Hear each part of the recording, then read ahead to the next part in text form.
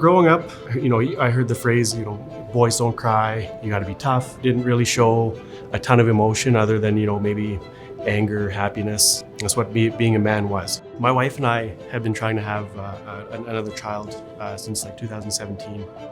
I didn't realize at the time what effect it had on me. I was more focused on my wife and making sure she was okay.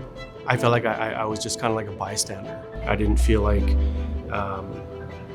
I was being a good husband. I was getting like really, really short temper-wise. I always kind of prided myself with being able to keep work at work and home at home. But with this situation and how serious it was, home was coming to work with me a lot.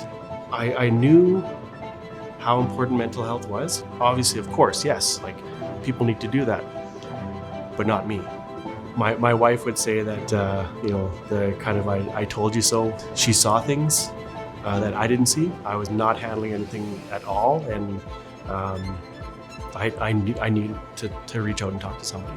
Taking that first step is hard. I started looking online for places. I called a few places, and they were like, oh, unfortunately right now I'm kind of I'm booked up. I'm not taking any new clients. So on the one hand, I was like, hey, I'm doing this, but then you run into that nobody wants to talk to me.